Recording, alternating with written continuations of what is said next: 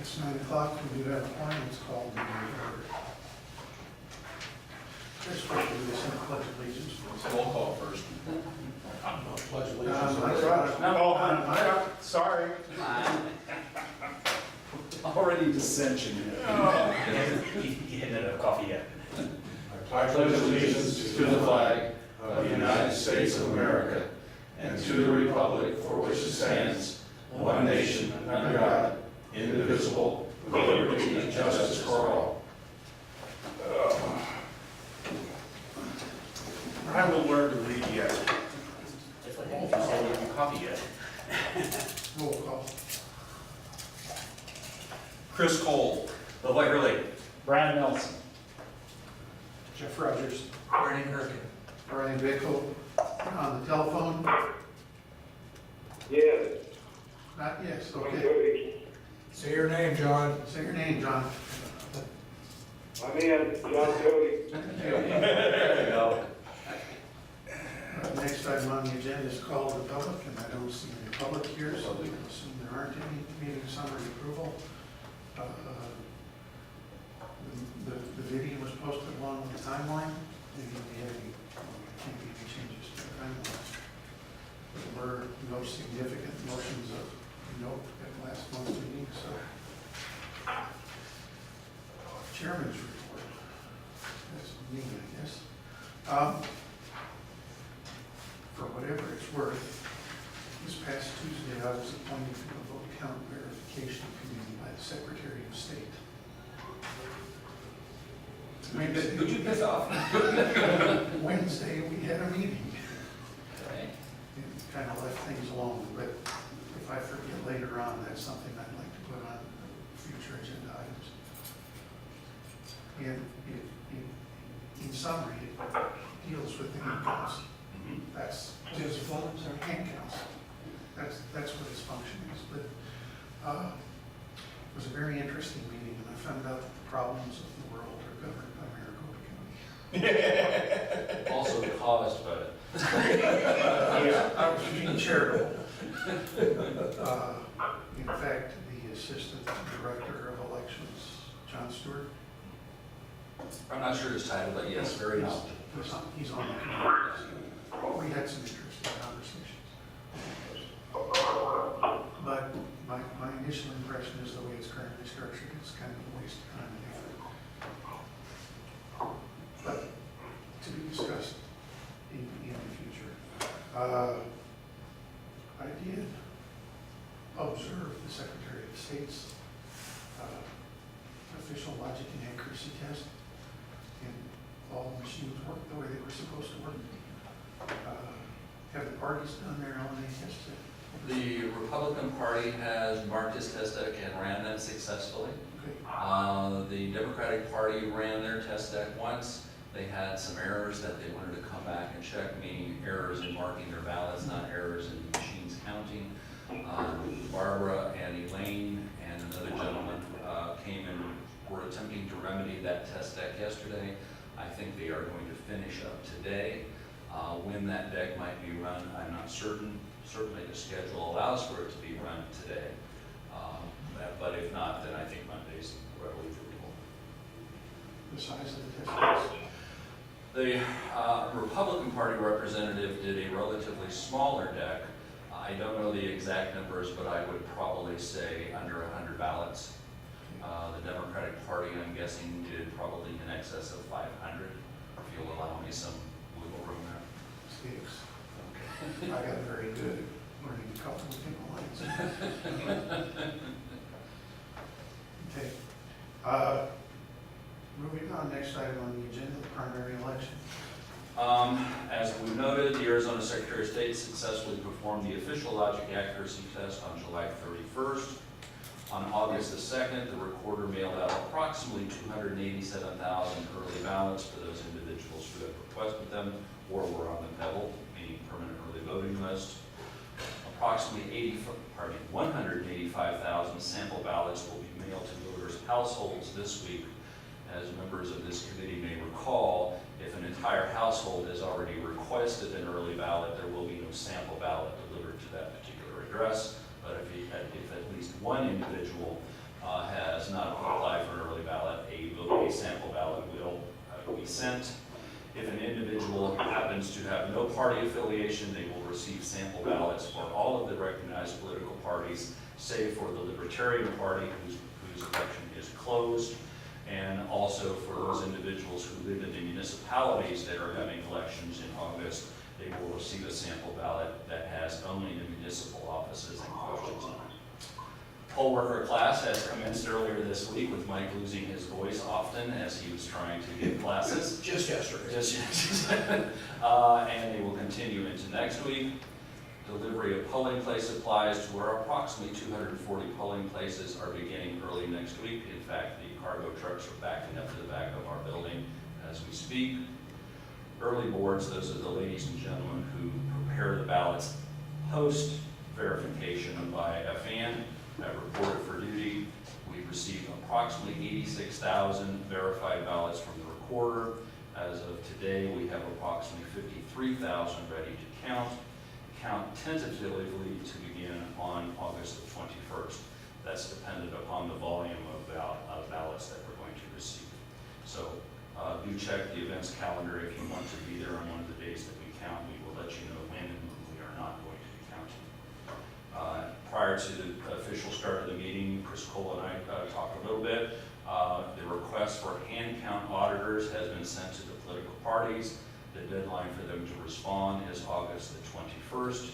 The hand count will be performed on September the 1st at the Hilton Garden Hotel immediately across the street from the Elections Department office. Are we gonna be done with that before kickoff? I'm a hockey guy, so I know nothing about football. However, the Roadrunners' first game is first week of October.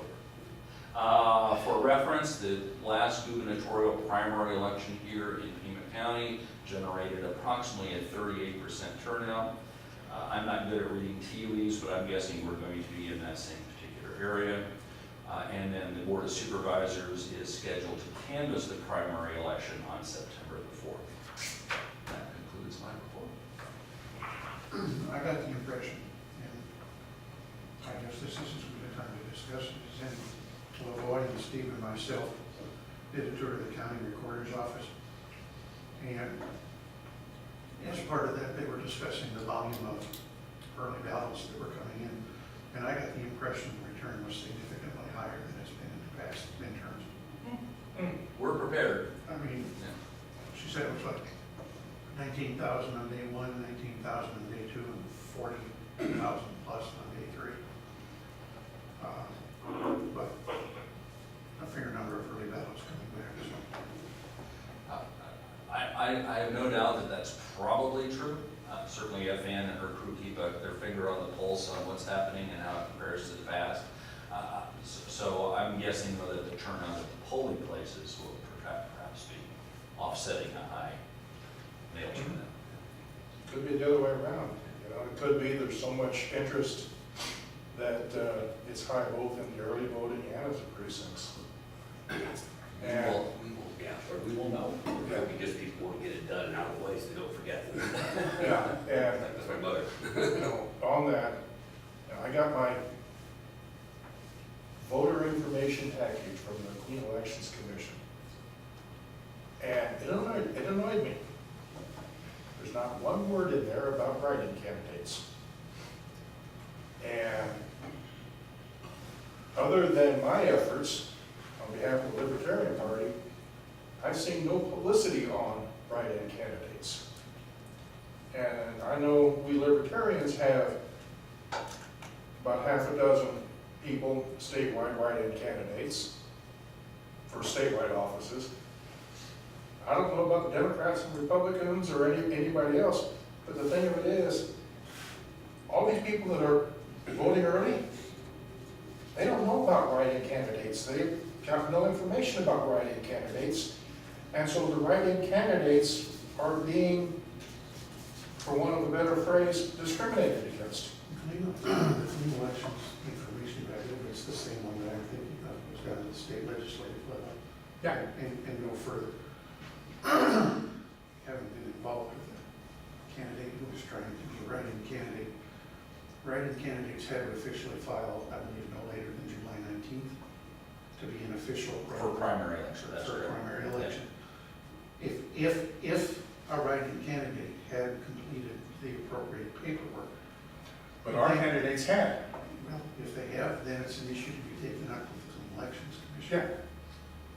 What we as a county are required to do, and I have no doubt it's there, is for early ballot packets that go out, there is a reference within the information of the recorder that sends out that's for a further additional information, or maybe information period, on potential write-in candidates. They either direct individuals to go online or call the recorder's office or the elections office. We do have a list of. So the information is in the early ballot package. Yes, not individual No, candidate but- names, but how to get that information, yes.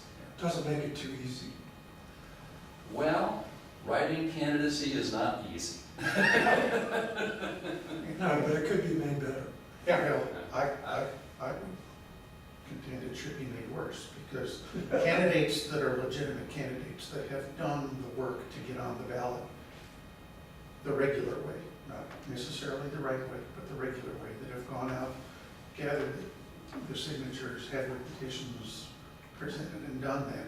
If you don't want to do that, just forgo all of that, file as an official writing candidate and muster your people to show up and get you on the ballot. It's a way of subverting the system that I understand. It's not subversion, it's an alternative, that's. Yeah. Or it is the system. Yeah. Also, It's like saying there's a tax loophole, so it's, okay? Also, I know this from Kevin McCormick.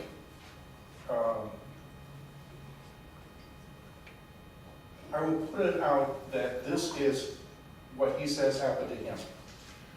The recorder in Maricopa County went beyond the law, beyond what was allowed by the law, in disqualifying his signatures enough that he was taken off of the ballot and was prohibited from running even as a write-in candidate. So there is potential for abuse in people trying to run for office with the way things are set up. And I like the idea of write-in candidates as a way of countering that. I have been toying with the idea, and this is just something I just started thinking about, of it would be nice if the Arizona State Constitution said all primary candidates must be write-in.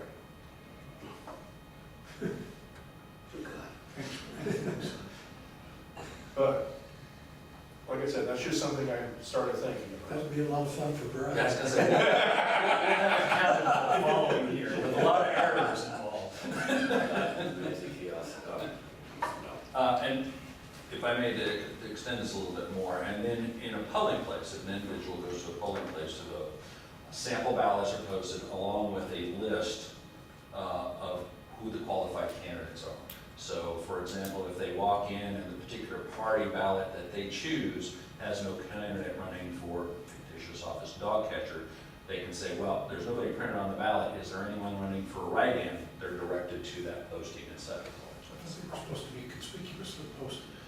Well, what's conspicuous to some is not conspicuous to others. Yes, but- I've had complaints in the past, not this last election, I think it was 10 or 12, where conspicuous was behind the door when it opened. Okay, Anyway, anything else on the primary election? I assume, based on your earlier comments, we have not started counting yet. We have not started counting yet. Statutorily, you cannot begin counting, not just Pima County, but any county in the state of Arizona until 1 week prior to Election Day. And with the August 28th being Election Day, we can start on the 21st, but no sooner than the 21st. Anything else on the primary election? Okay, security plan. It is in the same condition, so to speak, as the last time this group saw it. The only thing I've done is I sent it off to our communications department, who are kind of our public information officers, to give it a little style and a little eye peel, so to speak. They've sent me their first draft back, and other than that, the body of the plan is exactly the same. Depending upon when we get that artistic cover figured out, it will probably be posted on our website probably before this week, probably before next week is out. Yeah, I'm losing track of time. It's election time right now, but yes. As Prior to election. As a final, or is it still as a draft? It is in its final Okay. condition. On this issue, one of the things that I was supposed to do was contact FAA to get a copy of the recorder's security plan. I'm trying to get anything out of anybody either with the recorders or the elections office between now and November 7th is going to be difficult. But one of the things that we did get when Levoy and Steve and I were at the recorder's office last week, we got copies of all of the instructions of things to do and not do for every position that they have over there during the election process. I will get that reduced to a copy and send it to you, and you can distribute that to the members. And if any of them are suffering insomnia, they can use it for a cure. But I'd say it's probably 100 pages of instructions, 50 pages double-sided. It's pretty extensive. And looking at the security, if I were looking for a vulnerability over there, the only place that I think it's not highly probable would be in the signature verification process, because those computers are tied into the MVD. Because that's the signature that they compare. You're saying they compare the signature on the MVD? MVD provides the recorder. Electronics are own database of signatures. I remember us, when I was down there, I remember that they were looking at in-house signatures. Yeah, because I voted at the courthouse, and they said your signature is not very much like the one we have on file. And I said, well, I'm a lot older now. And it's deteriorating rapidly. Well, and they did make comments on that. Yeah, because they mentioned that there was a process for updating your signature, so it has to be their own database. Well, it may be their own database, but the original, first signature Oh, I they see, look at fed from comes from could be, MVD. could be. And she did say that. So that's the starting point. I was going to say, for the record, Barbara Tellman has joined us this morning. But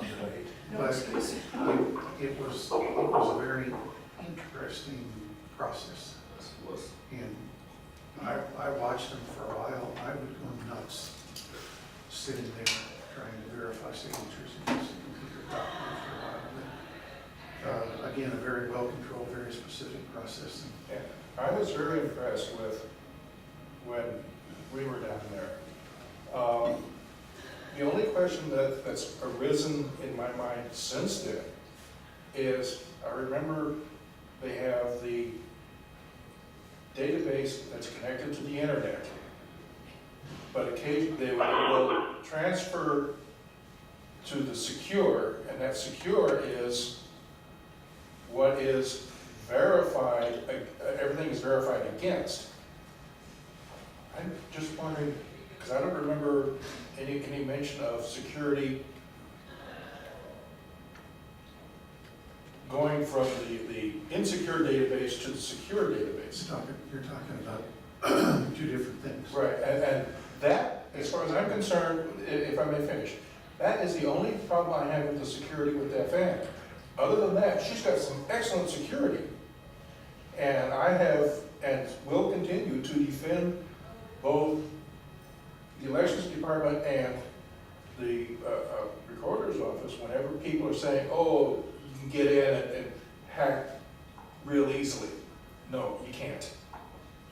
We've got good security. Yeah, but we never got into the registration database, although they were launching another Hurley vote site while we were there. And all of the equipment is stored in the same room where the paper copies of what our registration files are. So there is a rather significant collection of paper records that people filled out that have original data on them, should there ever be a concern about the computer system, how they handle the stuff that comes across from the Service Arizona. We didn't get into any of that. We were basically looking at how they handle the election process, but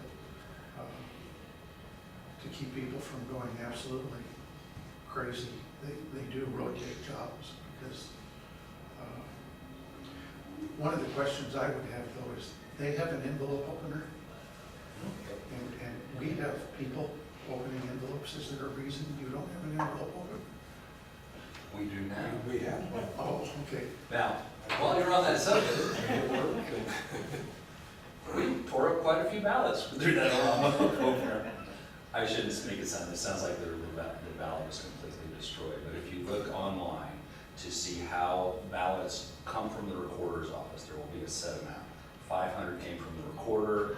We have this many sent for count and this many sent for duplication. Those first couple of tries, we didn't quite jog the envelopes with the ballots inside that well, so we've got a few that have been cut, but I would say they've all been duplicated by this particular point in time. Okay, so is it a question of it just doesn't work or growing pains? Growing. Well, we have to cut that edge. Yep.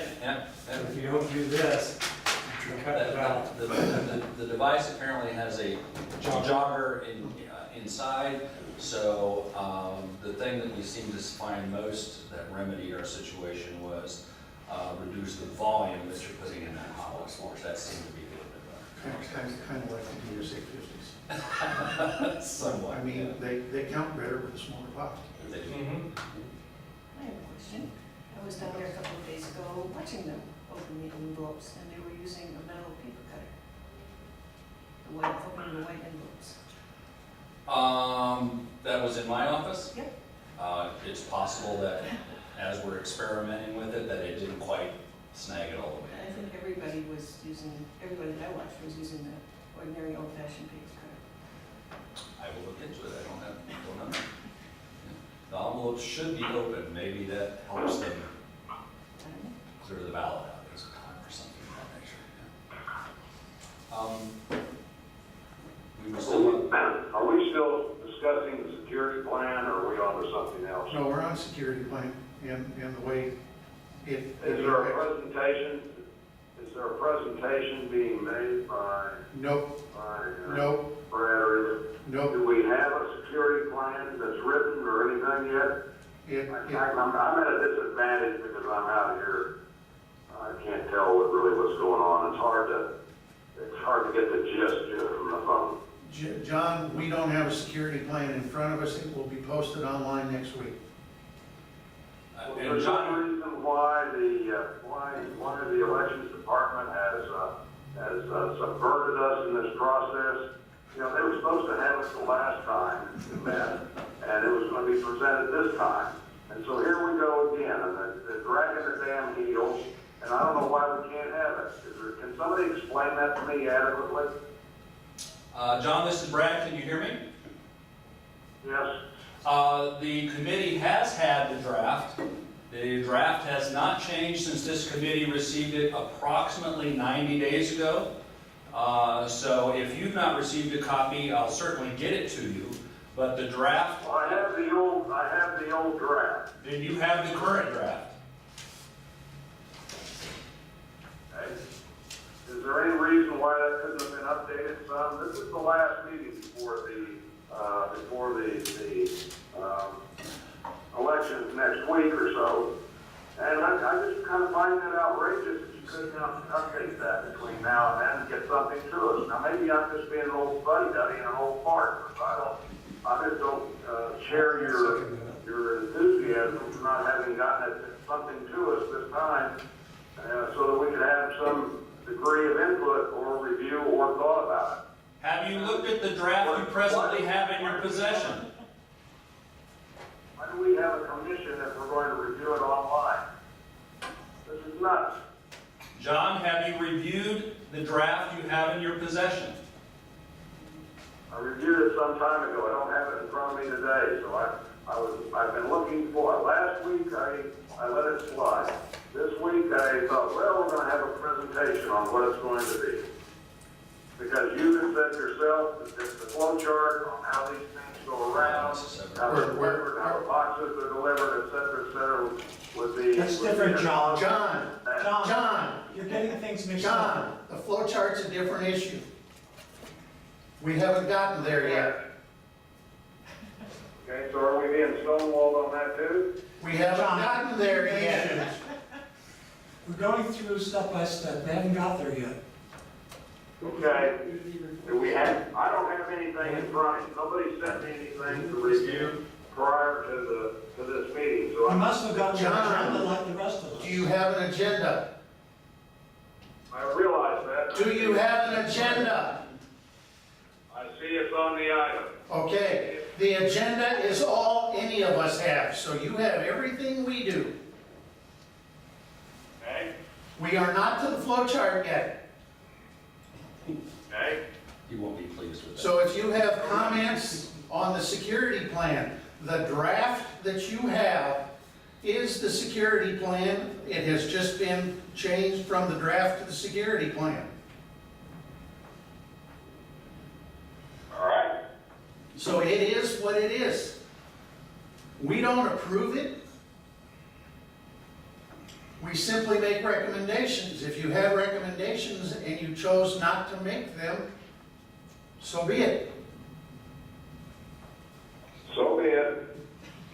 Okay, anything else on the security plan?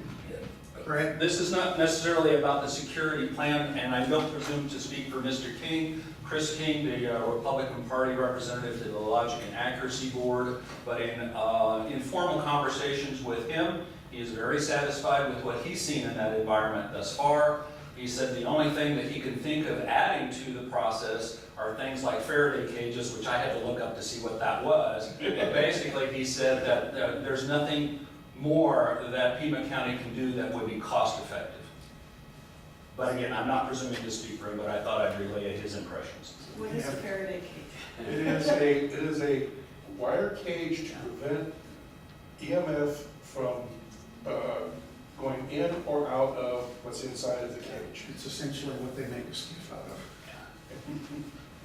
So, And you know that wire cage around the server there? That's a Faraday cage. Named after Mr. Faraday, who was, seriously, yeah. Yeah. Okay, and then pass it. Pastor, yeah, I think he was a pastor, yeah. Okay, anything else on the security plan?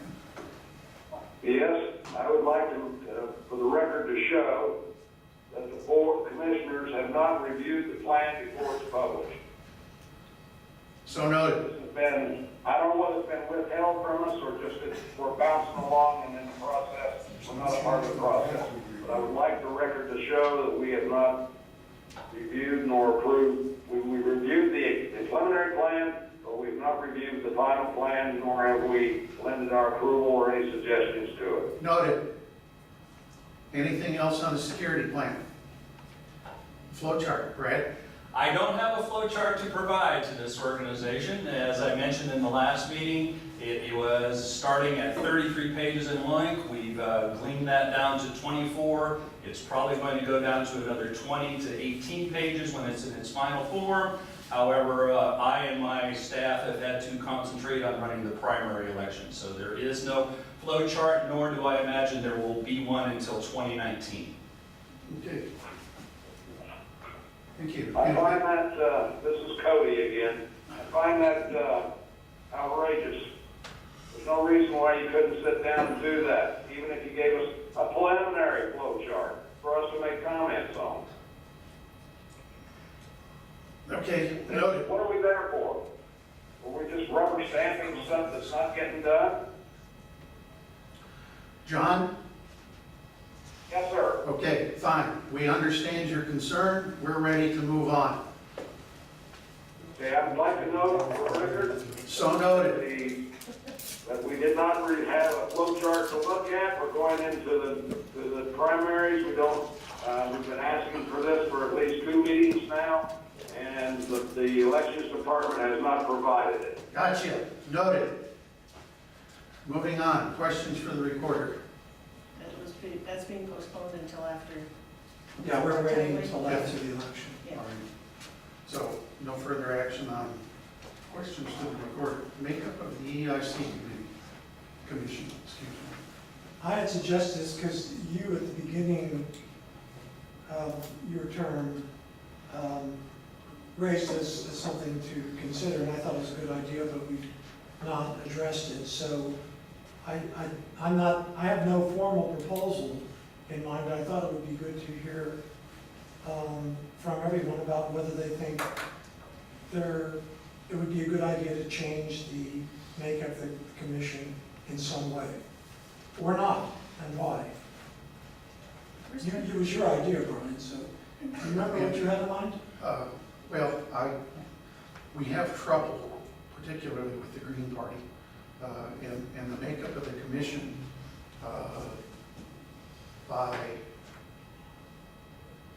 I don't even know that it was a resolution of the Board of Supervisors. I think it was direction to staff, if I recall reading the minutes of that meeting in 2008 correctly. But basically, it's there's an appointee from the county administrator, there's an appointee from each member of the Board of Supervisors, and there's an appointee from each officially recognized political party within the county.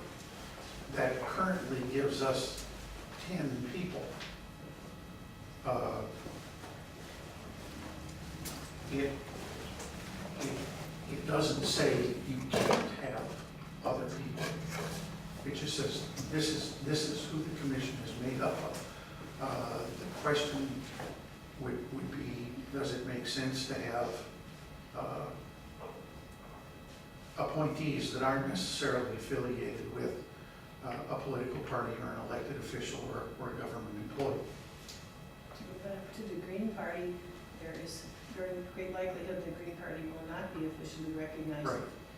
And so does that automatically take us down to eliminating the Green Party because defined in terms of officially recognized? Yes. So We would be that down issue to, may we would be be down to 9 members. So that issue may be taken care of. Yeah, but adding somebody, Yeah, it's you know, particularly if you're looking for somebody besides Republicans and Democrats, because there's no provision to have anybody that's no party officially declared.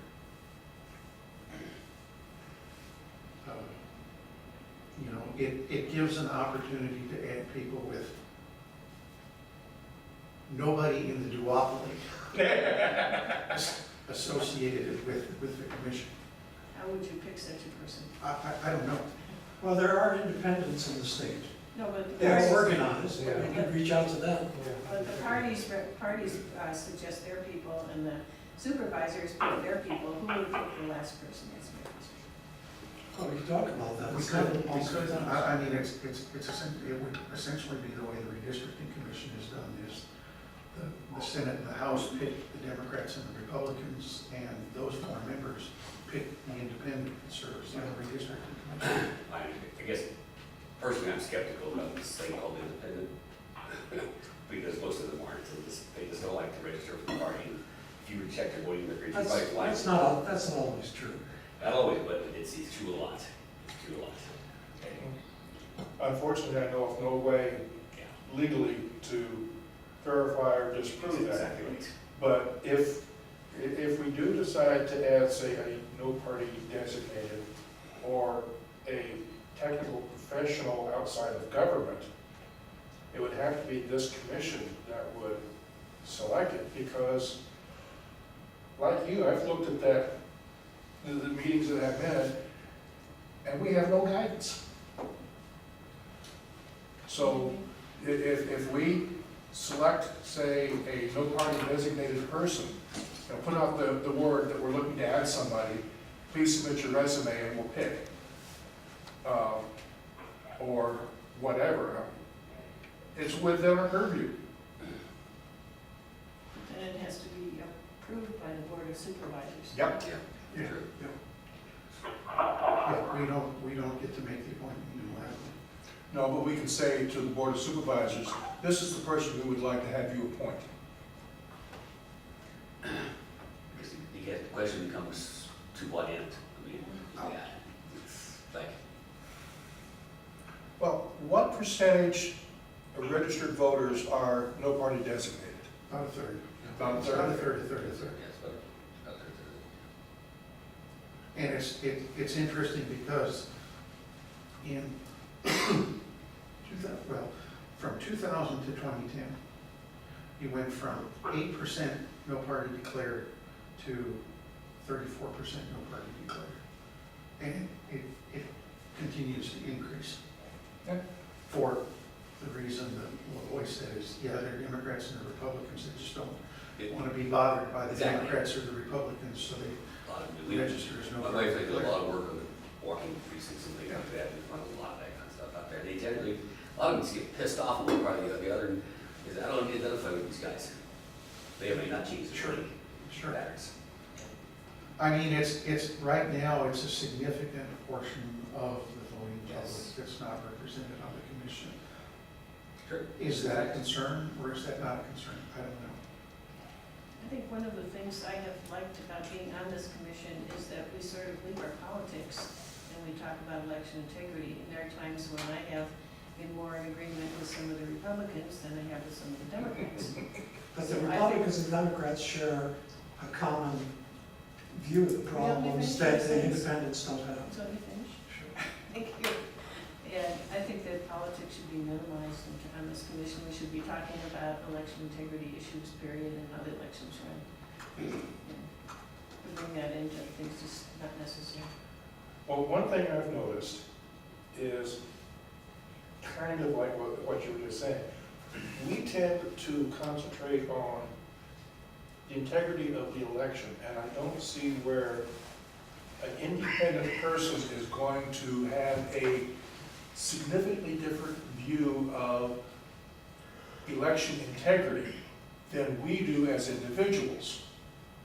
Now, it may be that they would have a different view of, say, something like a primary, or how candidates get selected, or whatever. But the point is, in terms of election integrity, I think we cover the bases pretty well. We cover the issue pretty well. Well, just this morning, you were giving an example of how difficult it is to write in candidates. True. In many other election districts around the country, things operate differently. And independents who wanted to mobilize are thwarted essentially by the rules. So independents might think of election integrity in a completely different way with respect to that particular rule. But once this rule has been brought up and brought to our attention, are you going to say that we're going to ignore it and sweep it under the rug? Oh, of course not. Okay, so we are covering what an independent would cover, I but disagree. without the independent. We are saying, look, the write-in procedure has a problem. Is it something that needs to be looked at? Do we have to have an independent say that to us? I would say yes, because it would seem to me that Democrats would not be totally comfortable with having Republicans evaluate the integrity of the process themselves without observation or input from their party. So I think, we're just leaving a third of the electorate out. We don't know what these people think. But you're sort of assuming that there's a monolith of what these people think. We have left-leaning independents, we have right-leaning independents, and we have know-nothing independents, and Just as we have a spectrum within the Republicans and Democrats. so we're There's not. always a spectrum. So we're not And the representing libertarians, please. We're talking about election integrity, and I think we need to try to keep the politics as If minimal as we want to keep the possible. politics out, then allow participation. The politics comes because you restrict participation. So if I get one more right-leaning Republican, have we done anything? If we get one more left-leaning Democrat, is there anything?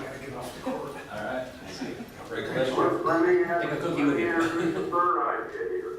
Sure. At what point do we stop doing this, bringing additional people on to make sure that the election is being held, the votes that are being counted, the votes that have been taken are being done accurately and reasonably? Do we now expand this to say, well, we got to start accounting for illegal aliens who don't vote at all because they're not registered? At what point do we stop doing this? At what point do we do unregistered voters? Period. This is a broad subject which is beyond what even the board considers when they're elected. So I think we're talking about something that's a bit nonsensical and esoteric. And we ought to get back to doing things like understanding that the vote we're going to have is going to be held correctly. And it's going to be, everybody's vote's going to be counted and be traced to a paper ballot. John, you're a Republican, and I agree with you. On that, you guys, but there's a big difference So are we between. onto the flow chart yet, or? We did We that. passed the flow chart. You complained already. That's closer. The thing of it is, having somebody, an independent on the board or on the commission, just because they're independent, that's kind of like Barbara was just saying, that smacks of saying they all think alike. And I will disagree with that. I know for a fact all Democrats don't think alike, all Republicans don't think alike, all white people don't think alike, all black people don't think alike, and so forth and so on. Going Don't forget into, the Browns. yeah, The Greens and everybody else. yeah, but the thing is, once you go with this group all thinks alike, I'm sorry, I will disagree with you. Well, it's good that you disagree. I just think that it's very easy to discard these registered voters and not represent their opinions at all. And that's not the only issue. John, wait your turn. The other issue is whether there are subject matter experts, this came up in the last meeting, who would be good to have represented on the commission. Maybe not as voting members necessarily, and that should be discussed. But we've been lucky to have people with technical and legal backgrounds on the commission. But maybe we should think of formalizing it to try to have some minimum representation of different skill sets. John, go ahead. Well, I do think additional skill sets would be helpful, but we ought to narrow that down as to who and what they could positively contribute. As I think we got our hands full right now, just getting wrapped around what we've got. I'm not against adding people that would be skill set people, because integrity means you know what we're doing. And I'm not convinced we know what we're doing. I think we're trying to be convinced that we know what we're doing, but I'm not sure that we do. So if we had somebody that had large computer skills, hacking skills, I don't want to say he's a hacker, but he knows how all that works, that could sit in and be willing to sit in there in our meetings with us, go through this, and add to our conversations and our ideas could be adopted, I would be for this. Right now, we just got to figure out how to get a flow chart and a security plan before we can do anything. This is nuts. Okay, no, Barbara. We have in the past invited experts in when we had some kind of a need to know more, and I think it's perfectly good to do it that way rather than have them sit through meetings. Yeah, maybe to that point, try to identify the people who would be those resources. So if you need somebody, you can say make a phone call instead of scrambling around to find somebody. But given the way that meetings are set up with the open rules, if it's not on the agenda, there's not really much point in having different people here with expertise when you're not going to be able to talk about those subjects to some point. Chris? I can see two areas where we might want standby experts to do. computer hacking and Title 16 of the ARS. You know, it would be nice to have somebody with a legal mind, legal training, say, this is what the law says and this is what it means. But we don't need somebody like that on the commission permanently. Now, lawyers are going to charge, unfortunately, for the commission because we don't have a budget to pay a lawyer. Hackers, or whatever you want to call them, security experts on computers, are probably going to want to charge too for standby work. So to get that free, they'd have to be on the commission. They're going to be bored out of their mind 99% of the time. So it's an issue that is nice, but I don't see where it's going to be critical. You're a libertarian, and I agree with you too. Gee, what did you think I'm a libertarian? Let the record show. And there's no guarantee that we don't have a no-party declared person on the commission now. Yeah, the supervisors could appoint them. The supervisors could appoint a no-party declared person. I say we move on to the next topic. Yeah, anything else? Okay, future agenda items. Excuse me, I do have something that we're talking about that I'd like to add as a different category to that discussion we just had. It would seem to me it would be nice to have somebody. I didn't No. do that. Are you still there, John? John? I think his phone broke too. He's gone. Well, that's for the Was there ever that You're going up alone. No, I'm observing with you. That's what I like about this committee. John, are you there? John, if you can hear us, we cannot hear you. The call still appears to be engaged.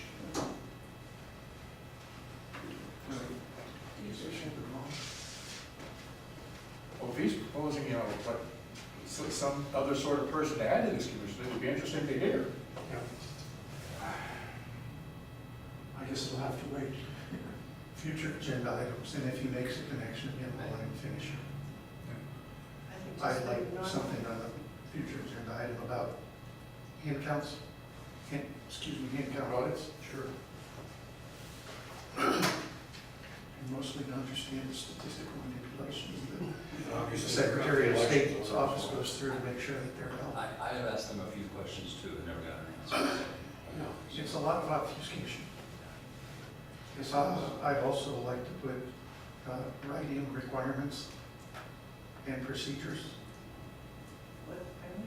Requirements and procedures. How does a writing candidate become engaged in the process? And what, if anything, is handled appropriately or inappropriately? I mean, there's been allegations made that there's a subversive plot to keep libertarian candidates off the ballot. Oh, we make that at every election cycle. But, you know, the point I was trying to make was, it seems like write-in candidates, it's made deliberately harder for them than it needs to be. Not on the agenda, we'll discuss it Yeah. next month when it is. Anything else as far as future agenda items are concerned? We'll be able to talk about post-primary and pre-general. I don't have an item, I'd just like to make an observation about the Ohio election. I've been following the Ohio election, which has been very close, and what amazes me is it's almost 2 weeks after the election, and they still don't have official results.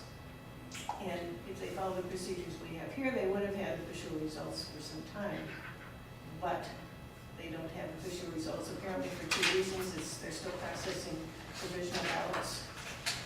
And they're still waiting for ballots to come in. Apparently, they have a postmark and Do you want that as an agenda item? no, I just made that mistake. Okay. Well, if they're lucky, it could go on for months. And the recount is hanging in the balance because it's so close. It's almost to the recount level, but not quite. They have 8,000 left to count. We do not need the security plan on next month's agenda. No. Or we can remove the flow chart until after the election, Please. and we can move questions to the recorder until after the election. We could probably postpone. We already did. Hey, well, where are we going here? I don't know. Of those three items, I mean, let's face it, between now and the election, ain't nothing gonna get We're not done. gonna get anything done. No, I think the crux of the discussion between, or at the next meeting is post-primary. Yeah. You know, what did we learn from the primary, and what can, if anything, we change to the general to alleviate some of those problems? I'd also like an update on the letter opener. Fair enough. You want it as an agenda? Yeah, why not? Well, it's, my understanding is this is the first election we've used it. In elections, yes. Really? Just out of my own curiosity, maybe, is the election procedures manual formal yet, or is it still mired? My Are you understanding. talking about the Secretary of State's? Yeah. It's a J-O-K-E. And the reason I had the stroke about campaign finance as part of that manual is, if you've looked at, right now, particularly justice of the peace elections, everybody's wondering, who the hell's running for office? Because there's no need to file a statement of organization. Yeah, I remember you bringing it up last month. I mean, you don't know until May 30th whether you've got an opponent or whether anybody's running for that race. And from the no party declared /Democrat/Republican race in JP District 1, Ann Siegel turned around and filed as an independent candidate, as a write-in. She could have filed as a Democrat or a Republican if she wanted. She's not a write-in. She is an independent candidate. Her name will be on the ballot. Okay, okay. I thought even as an independent, you had a signature requirement. You do. But you're But not. she has an extended period of time because there is no primary for an independent. This is an AR, shall we? We'll put Yeah, put this that as on part the of agenda. the discussion next month. Maybe the procedures manual can be put out until the end of the Secretary of State. Actually, we're hoping that's the case on our side. So we share that hope, just a little different outcome perhaps. As I have said on several occasions when it's been brought up, Michelle Reagan, in my opinion, is just over her head. And she has not learned. She has two opponents. Yeah. Second. Second. In favor? I Aye. adjourn. Yeah.